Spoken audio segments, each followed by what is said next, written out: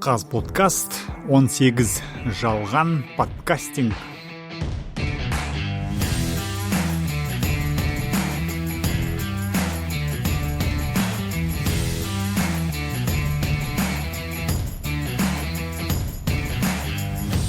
Баршаңызға сәлем. Бұл Қаз подкаст Қазақстан подкастинг қорғап, оны дамытуға арналған жоба.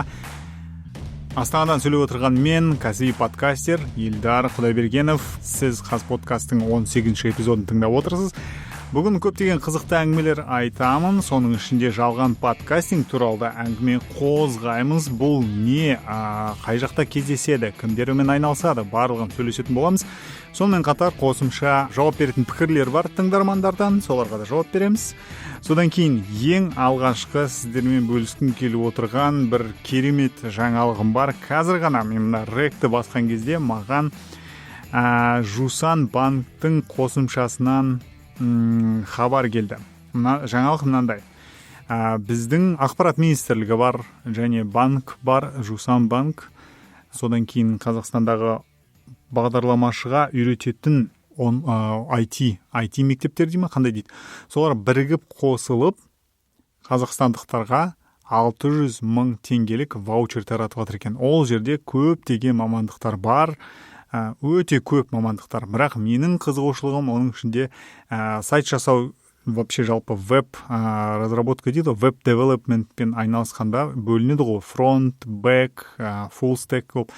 Мені қазіргі таңда қызықтырып жүргені фронт-энд еді. Сонымен мен фронт-эндке қатысам деп осы Астанада ашылған код 21 деген онлайн мектепке тапсырыс бердім. Өйткені екі мәселе, ол жерде сабақтар офлайн өтеді, барасың, үйретеді, келесің.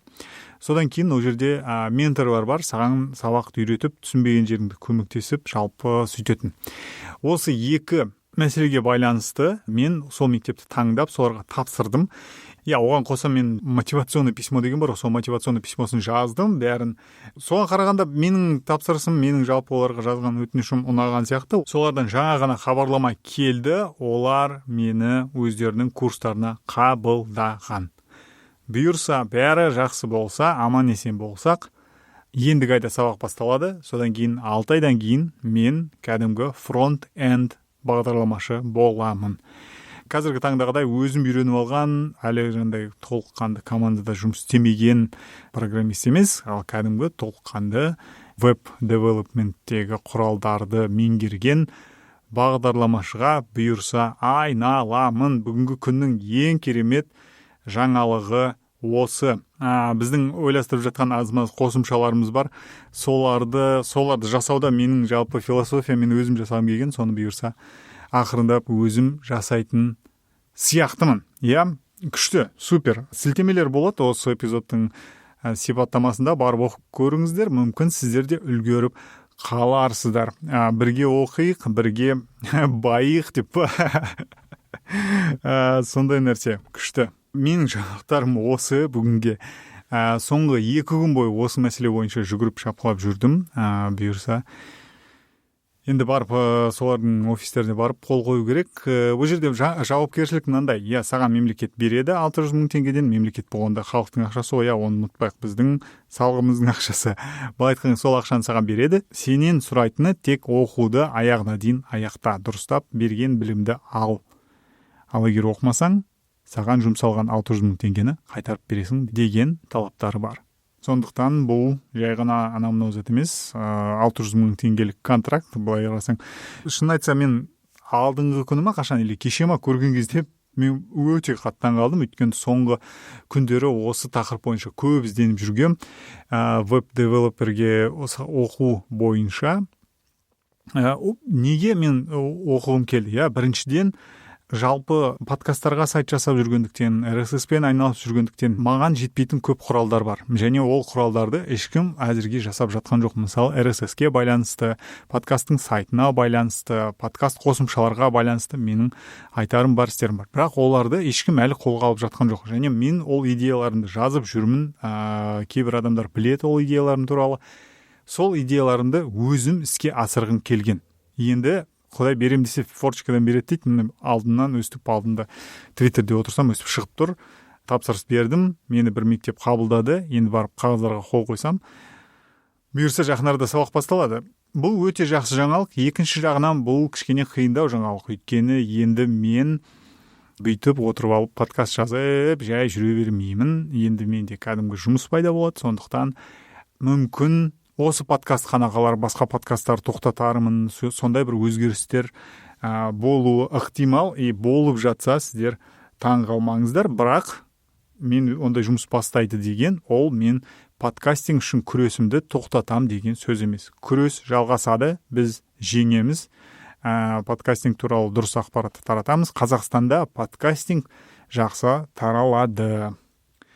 Содан кейін осы подкастқа байланысты тағы бір мынандай шешім қабылдадым. Апта сайын құрылтай туралы, апта сайын немесе подкастинг негіздері туралы мен айтып отыра алмайды екенмін. Өйткені апта сайын жаңалық болмайды, ол жерде айына 1-2 рет жаңалықтар пайда болады. Өйткені енді шынын айтса қазіргі таңда жалғыз өзім сөйлеп отқан нәрсе болғандықтан, сол үшін мен апта сайын бір тақырыпты қозғайтындай қылып шештім. Осы аптада мысалы подкастинг негіздерін талқыласақ, ендігі аптада құрылтай, одан кейін жаңағы Қазақстан подкасттары деген сияқты сондай нәрсені сөйтіп жасамасам, бір подкасттың ішіне бәрін қосып винегрет жасап тастаған кішкене шынын айту керек, менен өте көп уақыт талап етеді, сондай жағы да бар. Ал мен қазіргі мына жағдайда, тем более мен бұл іске көп уақыт құртып отыра алмайды екенмін. Сондықтан сондай жаңалықтар. Сонымен біздің айдарлардың бірі ол комменттерді оқу. Егер сіздер білсеңіздер, Castbox деген қосымша бар, подкаст тыңдауға арналған. Маған белгісіз себептермен Қазақстанда ол қосымшамен бірталай адам қолданады. Мүмкін ол кісілерге ыңғайсыз. Маған көбіне ыңғайсыз, өйткені ол жерде жарнама деген сұмдық көп, өте көп жарнама. Бірақ ол жерде пікір қалдыру функциясы бар. Сол үшін мен кейде кіріп өзімнің подкасттарымның эпизодтарына пікір жазылды ма, жазылмады ма, сол туралы ақпаратты тексеріп тұрам. Сөйтсек, бізде Мейхуа Жен деген кісі фидбек қалдырыпты алдыңғы эпизодқа, 17-ші эпизодқа байланысты. Мен ол жерде сұрақ қойғам, Қазақстан туралы айтылған эпизодтарды бөлек бір фидке шығарайын ба, мүмкін сіздер бөлек тыңдағыларыңыз келеді, сілтеме бойынша өтіп емес деген сұраққа бүйтіп жазыпты. Бөлек фид қажет емес, саған лишняя работа, одан да кітап жаз, келесі эпизодта айта сал, Қазақстан туралы эпизодтарды қалай іздеу керектігін дейді. Атак тура сол подкасттарды жинап теріп тыңдайтын адам көп болмайды деп ойлаймын. Мүмкін анда-санда мынандай эпизод подкаст таптым, ұнады деген рекомент жасарсың. Атак бәрін жинап отыру зачем? Біз одан кейін Гүліммен жеке хабарласып сөйлестік осы тақырып бойынша. Шынымен де әр подкаст сияқты бұл подкастта аздап эволюцияға ұшырайды, сондықтан мүмкін сол айдарды азайтармыз. Мүмкін шынымен бір күшті эпизод бір сондай шыққан кезде айтып отырармын. Мүмкін айына бір рет деген сияқты бір сондай нәрсе жасайтын шығармыз. Егер сіз естіп жүрсеңіз Қазақстан туралы сондай бір эпизодтарды, мархабат, маған жіберіңіздер, қарастырайық, сөйтіп мүмкін жасармыз. Ондай эпизодтарды қалай іздеу бойынша мен бөлек сабақты неге қосармын подкастинг негіздеріне. Жалпы басқа өзіңнің тақырыбыңдағы подкасттарды қалай іздеу керек, тіл бойынша подкасттарды қалай іздеу керек деген мәселе бойынша неше түрлі құралдар бар. Олармен бөлісе жатармын сол курста бұйырса болашақта. Ал қазірге Гүлім, саған доғай сәлем. Гүлім осы подкасттың форматын дәл тауып айтты. Бұл подкасттың форматы мажу. Біз бұл жерде подкастинг туралы, подкастинг қатысты мәселелердің бәрін аламыз да мыжимыз. Бұл айтқанда, алдыңғы аптада менің алдынан қайтадан хабар шықты. Өзінің қалайды? Не хабар деген тырнақшаның ішіндегі подкастымен, ол тек подкаст деп айтылады, ол негізінде подкаст емес, өте бір сондай қызық жағдай.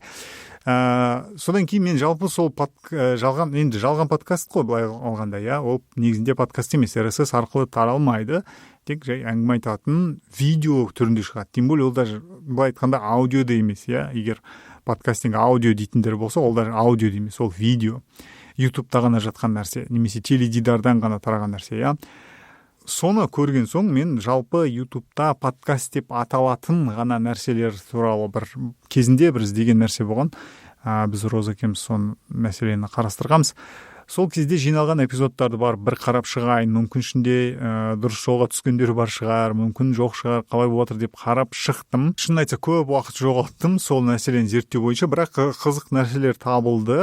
Одан кейін бұл тақырыпты екіге бөлуге мен ұйғардым. Бүгін бақтарға тіпті тиіспейміз. Ешқандай бақта біздің бүгін әңгімеміз болмайды. Бүгін тек бақ емес, кәдімгі инфлюенсерлер бар, блогерлер бар, солардың тырнақшаның ішіндегі подкасттарын қарастырамыз. Содан кейін жалпы осы подкасттар туралы тезисті түрде өз ойларымен бөлісетін болам.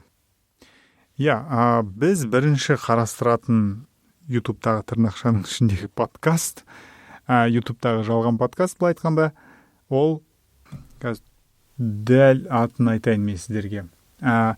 Меховая 8-1 деген кісілердің жазған видеосы, ол жерде бір-ақ эпизод шыққан, бірақ олар мынандай әңгіме айтады. Ең басында өздерінің эпизодтарының ең басында мынандай әңгіме айтады былай айтқанда.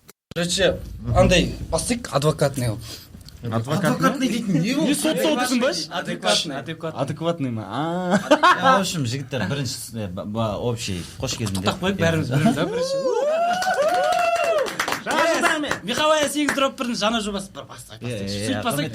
Той сияқты бақыштау. Дерзко Меховая 8-1. Подкастың бар ғой, несін жап аузыңды. Стративін сындырып тек стративін.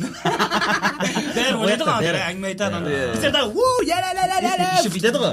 Мен өзің ойым деп андай чисто жан бізде дейтін. Бізде анандай жоқ, ойламаңыздар, андай бөліп, релиске салып, сол мотивация астына музыка салып, бүткіде деп, рекке шығып кетіп, ондай жоқ бізде. Шығып, бәріміз бірге шығады. Жалпы осы кішігірім үзіндіден менің түсінгенім, бұл кісілер біреуден көрген, бір жерден көрген подкаст деген нәрсені микрофон қойып қойған алдыларына, сөйлесіп отыр бәрі, улап-шулап, оларға құсамайтын жасайық дейді, бірақ келгенде сол кісілерден алмай тұр. ютубтағы кәдімгі стандартты тырнақшаның ішіндегі подкасттардан алмай тұр. Содан кейін тағы бір прям мынандай көзге түсетін нәрсе, ол бұл кісілер өздерінің бір нәрсені білмейтіндіктермен, соны қаншалықты дұрыс емес дейтіндіктермен мақтанатын сияқты. Қаншалық мақтануға тұрарлық нәрсе екені бұл әрине сұрақ. Оның орнына дұрыстап қазып үйреніп адами жасауға болады ғой. Содан кейін алып қарасақ, біз көреміз, просто жай көре салып бір жерден жасап атқандарын, өйткені бұл кісілердің әңгімелері не туралы болатынын, не айтатын, не үшін айтатын, кімге айтып атқан, ол белгісіз. Әңгіменің басы мынандай. В общем айтқанда, кім нешеде тұрып жүр бүгін? Вообще, осы аптада, соңғы кездері кімнің ұйқысы қалай, содан басайықшы. В общем, қазір бүткілінің несі дерті солы. Осы кейбір түнгі сағат 4-те көріп отыр. Мен бар ғой. Татыр, сені білмеймін. Татыр, аяқтап алайын. Аяқтадым. Мен кештіріп жүрмін. Андай сияқты. Менің атым Калифа. Осы сұрақтан ойланып көріңіздер, бұл подкаст не туралы екен. Қалай болғанда, бұл жерде мәселе мынандай. Бұл кісілер өздері дұрыс түсінбеген подкасттың не екенін, подкастингнің не екенін түсінбеген. Енді сол ақпаратты ары қарай таратып жатыр. Подкастинг туралы жалған түсінік ары қарай тарап жатыр. Осы түсінікті, осындай түсініктің тарауының алдын алу керек бізге, бұл айтқанда. Мен түсінемін, олар ондай нәрсені тоқтату қиын, кейде мүмкін емес, өйткені түсіне тұра түсінбейтін адамдар бар. Түсіне тұра дұрыс істемейтін адамдар бар. Олар әдейі дұрыс істемейді, және сол дұрыс істемегеннен ләззат алатын сияқты, меніңше. Білмедім. Егер мен бір нәрсені дұрыс істемей жатсам, маған соны білетін адам келіп, мынау былай, мынаны бүйтет, мынаны сондай десе, мен өзім соны дұрыстап жасап бастар едім. бірақ мен шынын айтса таң қалдым, что сондай адамдар бар. Біле тұра, көре тұра, міне мынандай, міне дәлелдермен жасалған нәрсені көре тұра, біле тұра, жоқ, мен ары қарай ютубтағы әңгімелерімді RSS подкаст дей берем депші, жаңағындай бір меніңше ол тараптан бір мынандай бар, не сияқты, ол тараптан бір троллить еткен сияқты қызық көретін сияқты сондай. Я, троллинг ретінде бұл өте сондай қызық нәрсе, бірақ меніңше әр троллингтің шегі бар. Ол бір, өйткені сенің егер троллингіңнің салдары қиын болса, демек ол меніңше адекватты троллингке жатпайтын. Троллингке қатысты менің ойым сондай. Ол бір. Екіншіден, маған мынандай ой келеді. Сондай дұрыстап айтып түсіндірген соң, істемесе маған мынандай ой келеді. Мүмкін ол кісілер әдейі именно сол подкастингді жою, жоғалту, оны жаңағыдай құнсыздандыру мақсатында сондай әдейі сөйтіп істеп отырған шығар деп. Мүмкін ол кісілерге ақша төлеген шығар деп сондай жалған түсінікті тарату үшін, сондай Қазақстанда подкастинг дамымау үшін. Кім біледі, я? Қазіргі таңда мен таңғалмаймын. Мысалы, спасибо Ева деген кезінде Ресейде бір жоба болған, соның тарихын қарап көріңіздер. Ол қазіргі таңда әйгілі ресейлік видеоблогерлер сол кезде жаңадан бастап жатқан жұмыстарын, солардың басын қосып, Ресей кәдімгі пропаганда жасайтын болған. Специфичный жолдармен, бірақ ол кәдімгі пропаганда болған. Олардың әр роликтерінде Путин туралы айтқан, Ресейдің рөлі туралы айтқан, сондай. Және сол блогерлерге сол кезде сол жұмыс үшін ақша төлеп отырған. Ол блогерлер айтады, біз білмедік, оны ақша төлеп отырған. Ол екінші сұрақ. Бұл жерде факт. Блогерлерді жинаған, сондай пропаганда жасатқан. Демек, ол жалпы мүмкін емес деген нәрсе емес. Біздің білетініміз жаңағы сәлем сошиал, я? Бәрі айтады, оларға айтсаң жоқ, бізді ондай әңгіме жоқ деп. Бірақ алдында сондай әңгімелерді көрдік, что жаңағы үйсірап келген көбі аналарды бір образбен көрсеткен, сондай бір жаңағы насилие, боқтық деген нәрсені сөйтіп тарату арқылы, немесе жаңағы кіммен Айжан Байзаковамен істеген нелері бар, айтқанда отвлекающий маневрлар бар, я. Жалпы бұның бәрі қолданыстағы нәрселер. Енді алып қарасақ, мүмкін кезіндегі қазнеттегі жаңағы мәтінмен жазатын блогингтің түбіне жеткендегідей подкастингке де қатысты сондай бір нәрсе болып жатқан шығар. Кім біледі? Бұл туралы ойланып көру керек. Сонымен бұл Меховая 8-1 деген жігіттердің тырнақшадағы подкаст емес, я. Мен таңғалмаймын, егер ол кісілер осыны естіп алып, ертең подкаст емес деген бағдарлама бастаса. Осы бағдарламаны күтемін сендерден, жігіттер. Бастайық. Мен бұл кісілердің подкаст емес екенін қалай білдім деген сұрақ келеді. Бұл нәрсе подкаст болу үшін бұл аудиосы немесе видеосы интернетте RSS арқылы тарау керек. Бұның RSS жоқ екенін мен қайдан білдім? Мүмкін RSS бар, бірақ ол тығылып тұрған шығар, сондықтан ашық RSS бар болу керек дегенде сөзді де қосу керек шығар қазіргі подкастингнің дефинициясына. Енді кез келген интернеттегі ашық RSS ол podcastindex.org деген сайтқа жиналады. Podcastindex.org деген сайт подкаст RSS-тер арасындағы бір Google сияқты. Басқа да құралдар бар, бірақ маған ең ұнайтын осы подкаст индекс. Егер подкаст кез келген қай тіл болмасын подкаст интернетте ашық түрде жарияланса, ол podcastindex.org-қа бүгін, ертең немесе бір аптадан кейін барып бәрібір қосылады, сол жерге, сол деректер қорына қосылады. Демек, егер біз барып podcastindex.org сайтындағы іздеу жүйесі арқылы мына подкасттың немесе каналдың атауын жазған кезде ештеңе шықпаса, демек біз айта аламыз бұл нәрсенің ашық RSS-і жоқ деп. Осы жердегі менің барлық шешімдерім сол құралдың нәтижесіне байланысты айтылып отырған нәрселер. Сонымен ендігі бір YouTube'тағы подкаст емес подкаст әзірге деп айтайық, мүмкін ертең RSS-ін жасайтын шығар. Каналдың атауы керемет. Каналдың аты енді креатив орып тұр. Каналдың аты Өсекс. Ағылшын әріптерімен S, E, X. Өсекс. Әдемі өсек пен сексті қосқан супер атау, и сол YouTube арнаның ішіндегі контент атауына сай. Бірақ каналдың ішіне тағы өзінің YouTube'тарының арасына пайдалы подкаст деген нәрсені қосыпты бұл кісі өзінің жаңағы несіне, каналына. Кішкене үзінді тыңдасақ. Не дейді екен? Пайдалы подкаст, батырманы бас, мұнда бәрін таба аласыз, тақырыптар аралас.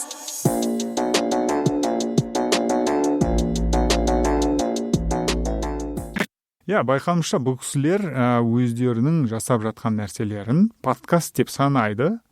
Демек, бұл подкасттың RSS-і болу керек деген сөз. Podcastindex.org-қа барып іздегенде ол жерде мен таба алмадым бұл подкасттың RSS-ін, сондықтан мен айтып отырмын, бұл подкаст емес деп.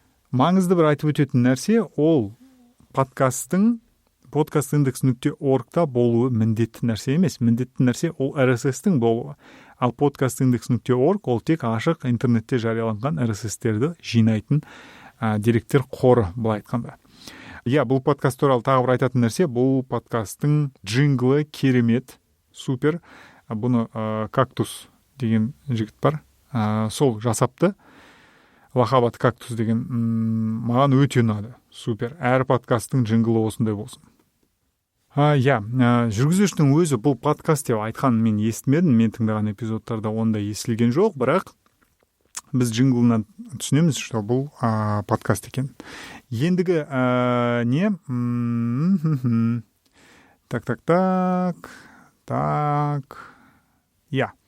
Ендігі бір қарастырғым келіп отырған нәрсенің атауы, білмеймін не екен, ЖБ подкаст деп аталады. Оны жасап отырған бренд, бір жаңағы біздің әйгілі не бар ғой, букмекер контор бар ғой, солар жасаған, және олар бұл жобаларын подкаст деп санайды, өйткені...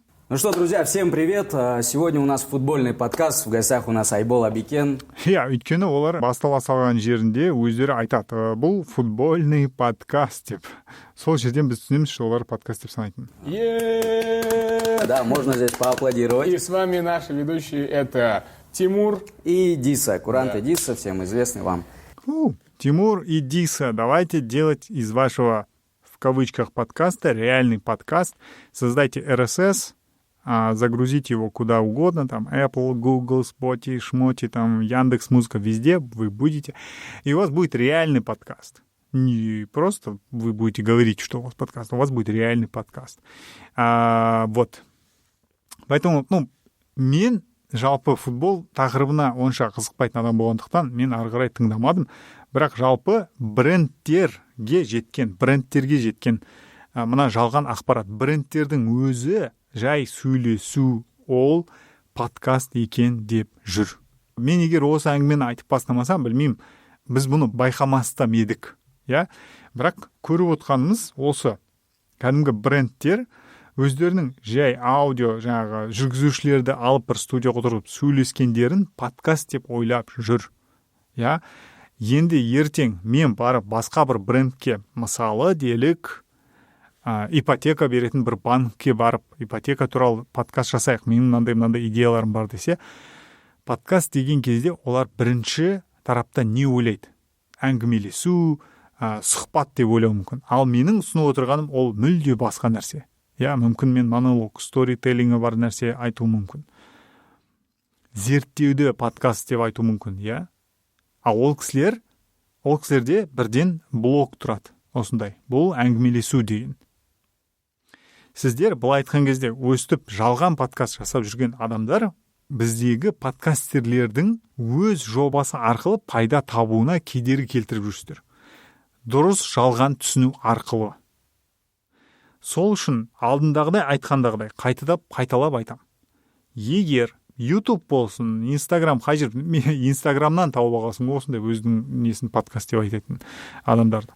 Қай жерде болмасын, салып медиаңызды подкаст деп атасаңыз, подкаст жасаңыз. Басқа әңгіме жоқ. Оның ішінде не жасасыз, не айтасыз, ол өз еркіңіз. Подкаст дедіңіз ба, подкаст жасаңыз. Сол ғана айтылатын әңгіме. Ары қарай бір бағана айтып өткен айтпақшы онлайн мектептердің арасынан тоже подкаст жасап бастаған бір онлайн мектеп бар екен. Бағана айтқан тізімнің ішінде бұлар да болды, бірақ ол кісілердің беріп жатқан нелер сабақтар мені қызықтырмады, бірақ десек те сол мектепті жаңағы списоктен кездестірген маған қызық болды. Содан кейін мен ойланып қалдым, жалпы бұлар подкастинг түсінбесе, былай айтқанда бағдарламашы бола тұра подкастинг түсінбесе, олар сабақтарының жалпы өздерінің жасайтын нәрселерінің сапасы қаншалықты жақсы деген ой келді. Мы только обсуждали до подкаста с Алиби, что я даже не знаю, чем занимается McKinsey до такой степени. Да. Поэтому это круто, что я позвал человека, кто не знает, что такое McKinsey. Обычно... Бұл жерде мен YouTube болмасын, қай жерде болмасын тез тыңдайтыным байқалады. Мен запись экраны жасап отқан кезде, аудиосын ғана жазып жатқан кезде YouTube 1:5 тұрған, сондықтан бұл кісілер кішкене тезірек сөйлейді әдеттегіден. Жалпы қарағанда бұл жерде мен эпизодты аяғына дейін тыңдамадым, мен тек осы бұл кісілер өздерінің жасап атқан нәрсесін подкаст деп атай ма, атамай ма, сол жерін қарадым. Бұл кісілер өздерінің жасап атқан нәрселерін подкаст деп атайды екен. Подкаст деп аталса не болу керек? Дұрыс, RSS болу керек. Мен бұл подкасттың RSS-ін таба алмадым. Ендігі тағы бір подкаст таптым. Жалпы бұндай подкасттар жетерлік ол жерде. Менің ішіндегі, тырнақшаның ішіндегі подкасттар. Солардың бірі 70-10 подкаст деп аталатын. Атауына жазып қойған подкаст деп, егер RSS-ін іздейтін болсақ, әрине біз оны таппаймыз. Өкінішке орай әрине. Өйткені RSS жасау сондай оңай нәрсе. Неге жасамайды? Мүмкін білмегеннен жасамай ма?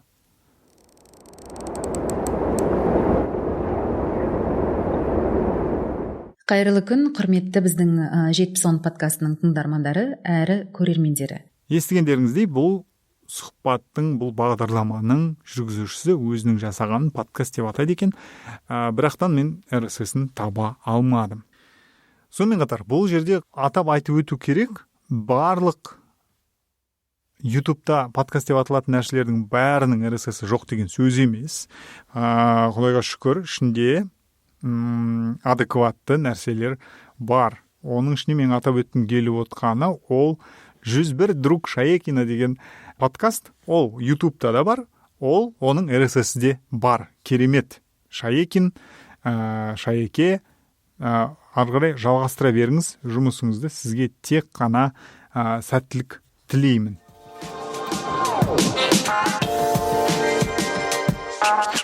Всем привет! Это подкаст «101 друг Шаекина». Друзья, и сегодня у нас в гостях крутой продюсер, основатель. Да, в гостях крутой человек, и очень круто, что у вас есть RSS у вашего подкаста. Я прям аплодирую. Обязательно добавлю ваш подкаст в наш каталог подкастов Казахстана, и ваши эпизоды автоматом будут доходить до наших подписчиков в Телеграме и в Твиттере. Деп, сонымен сол, жалпы бұндай нәрселер көп болғандықтан мен сіздердің уақыттарыңызды көп, сіздердің өзімнің уақытын көп бұған жұмсамай қойын. Біз жалпы осы подкасттар туралы маған қандай ой келді, неге деген сияқты бір тезистерім бар еді, солармен бөліссем. Неге бұл кісілер жасамайды деген жағынан айтып өттім, мүмкін бұл кісілер шынымен білмейтін шығар онда екен. Демек, бізге сол кісілерге бұл ақпаратты жеткізу керек шығар. Мүмкін мен вебинар жасайын ба, мүмкін бір видео түсіру керек па, көреміз. Бірақ десек те, мен осының алдында 2 үлкен, 1 сағаттық үлкен интервьюлерге қатыстым. Қазақ тілінде Нұрмахан шығарды, орыс тілінде шықты, ертең KZ деген сайттың подкастында, анатомия стартапы деген подкастың ішінде. Егер іздесе, ол кісілер менің ойымша табар еді. YouTube бұлар бір өздері бір тусовка, және олар сахнаның артында өздері араласады, жаңағы видео түсіру керек, монтаж, локация іздейді деген сияқты. Сол жерде қазіргі таңда өзінің ютубтағы подкастын подкаст қылып RSS қосып жасаған кісілерге өтініш.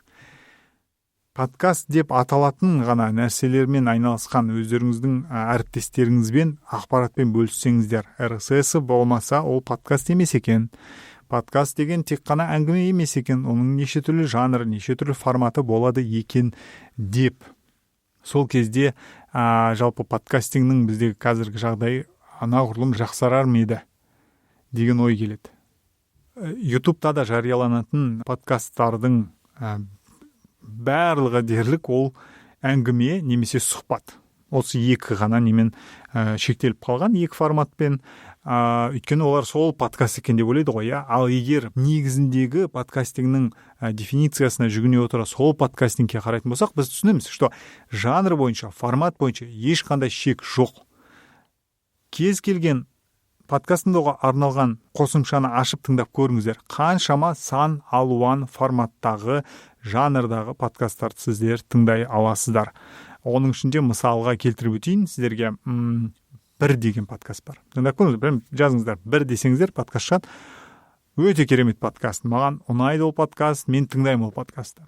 Немесе лифт деген подкаст бар. Ол жерде неше түрлі лифттердің дыбыстары жазылған.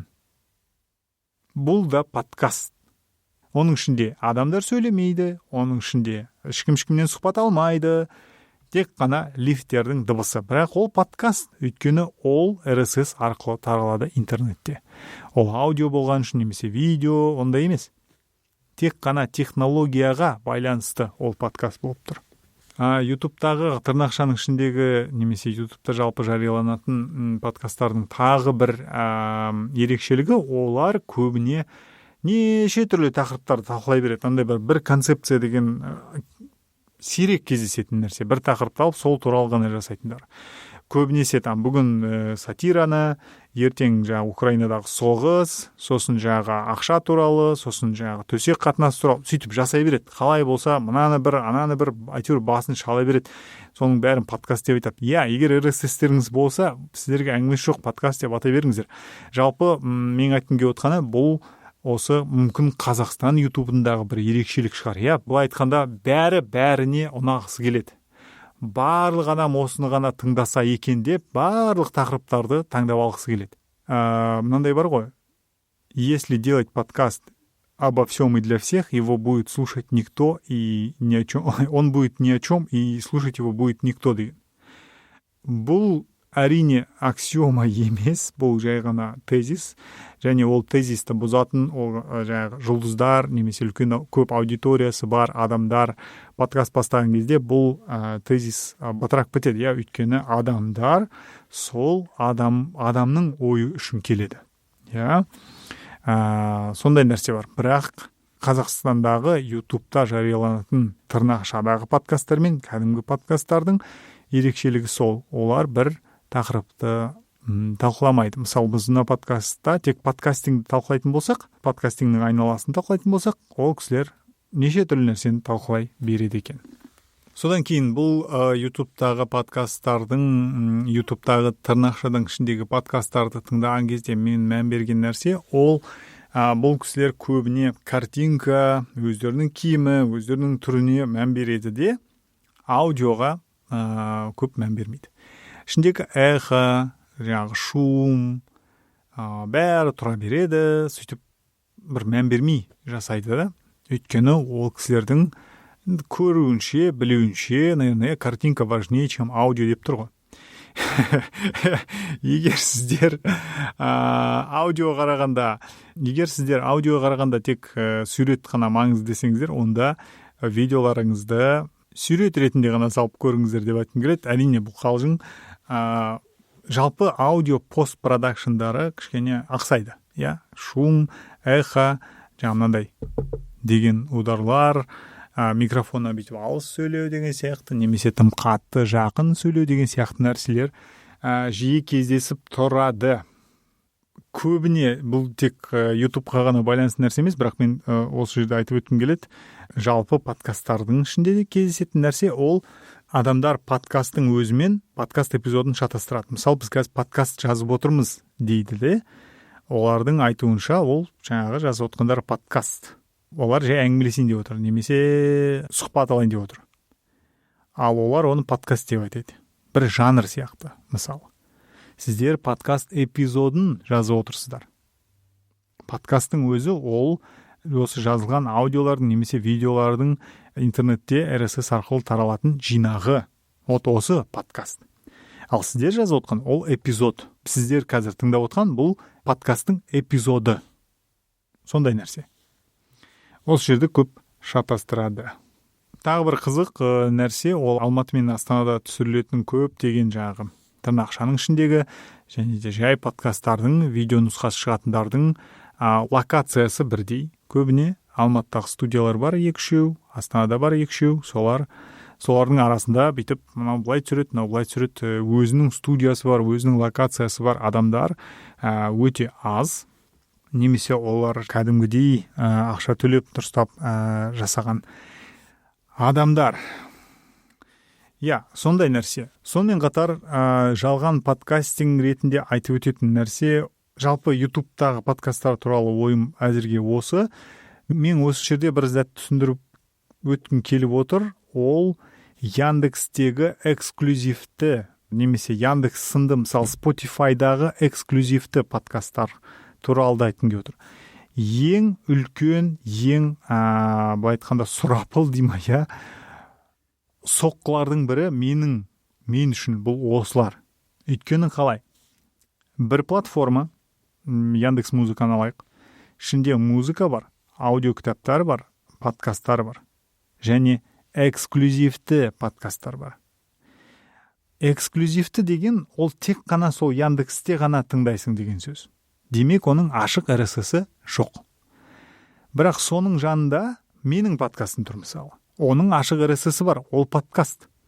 Ал тұтынушы қалай көреді? Міне Эльдардың подкасты тұр. Мысалы, Саналы әке. Оның жанында Яндекстегі эксклюзивті подкаст тұр. Тұтынушы үшін ол жерде ешқандай айырмашылық жоқ бұл екі медианың арасында. Және ол тұтынушыға оны білу де керек емес. Оған маңызды емес, ол подкаст оған RSS арқылы жетті ме, жоқ басқа жолмен жетті ме. Оған маңызды емес. Бұл нәрсе біз үшін маңызды. Подкастерлер үшін. Ертең біздің болашағымыз болу үшін маңызды.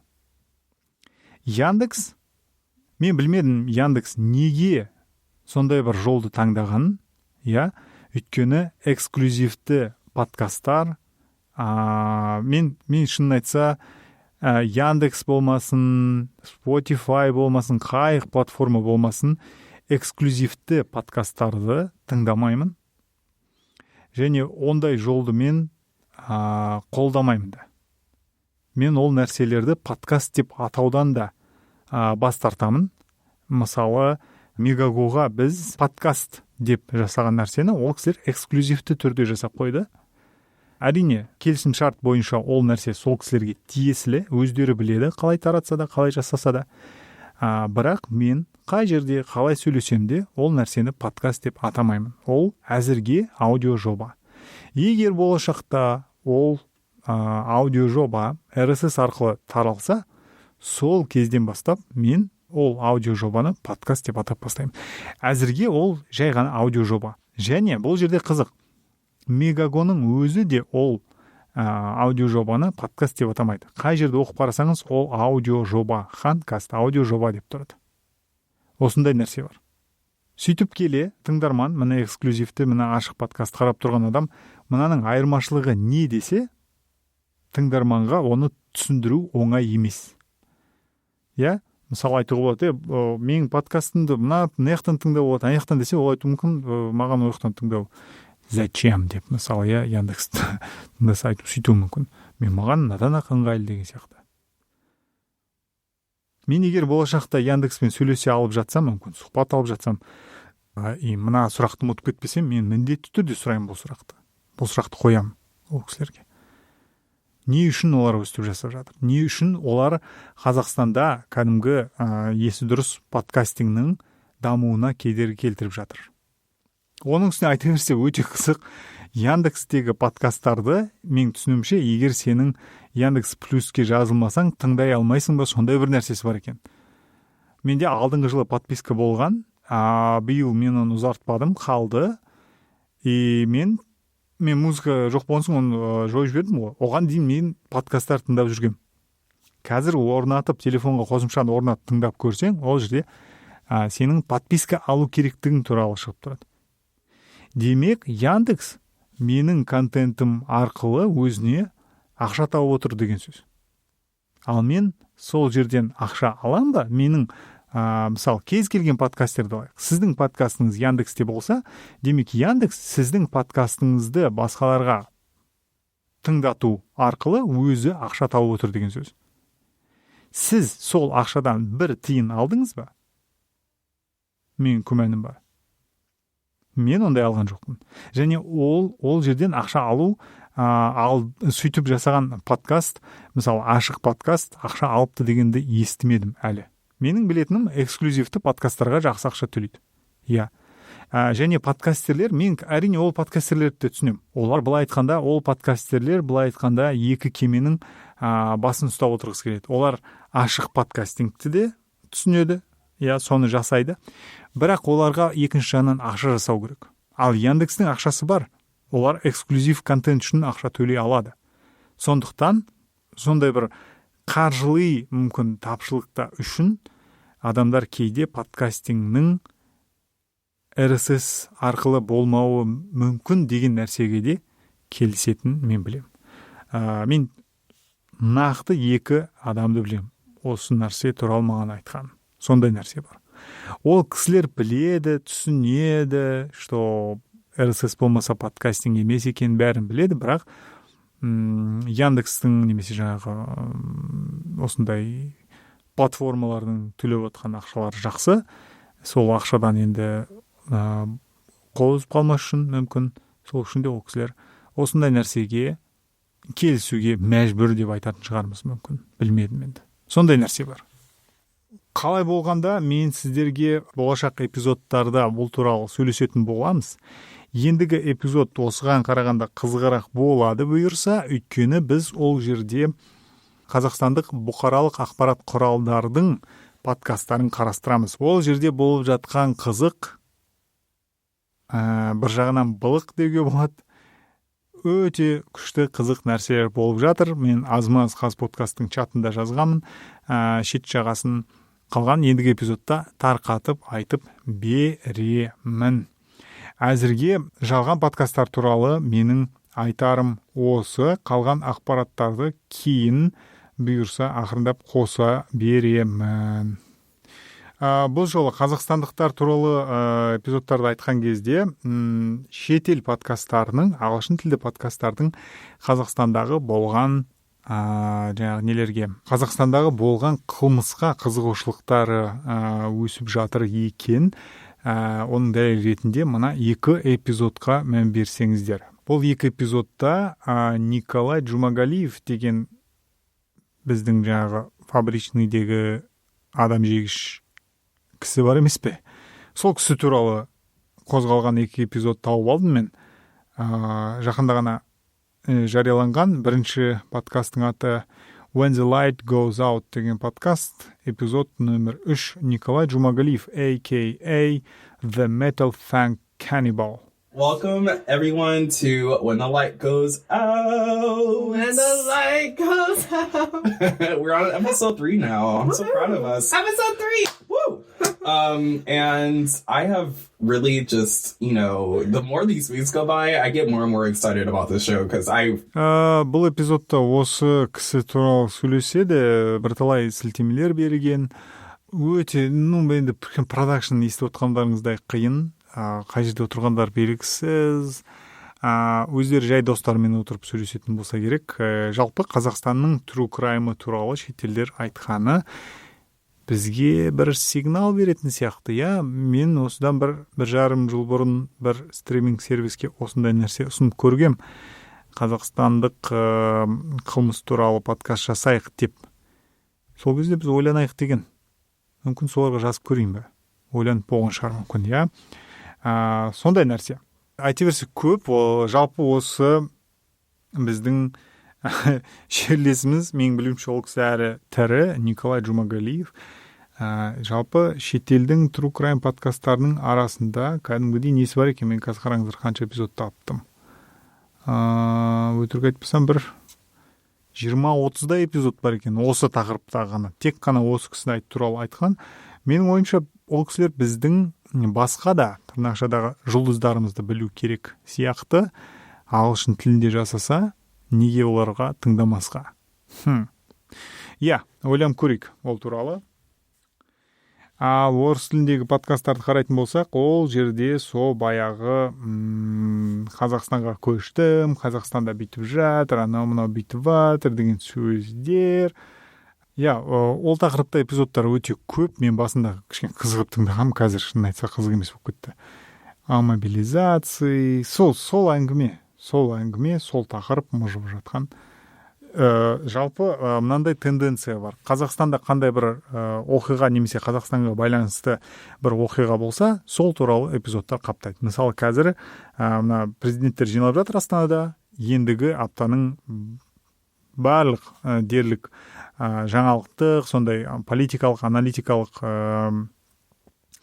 подкасттарында Қазақстан сол тұрғыдан айтатын болады. Кім келді, не үшін келді, әр ел өзінің жаңағы президентін мақтап, жаңағы егер мемлекеттік подкасттар болса, сөйтіп шығарып бастайды. Соған қатты байланысты екен. Бұндай эпизодтарды, подкасттарды қалай іздеп жасау керек екен бұйырса, подкастинг негіздері курсында мен видео түсіретін шығармын. Оны жасаймын. Болашақта бұйырса өте жақсы құрал бар. Сіздермен байланыста болған қазақстандық кәсіби подкастер Ильдар Құдайбергенов. Біздің сайтымыз podcasting.center. Ендігі аптада 19 эпизодта кездескенше күн жақсы. Сау!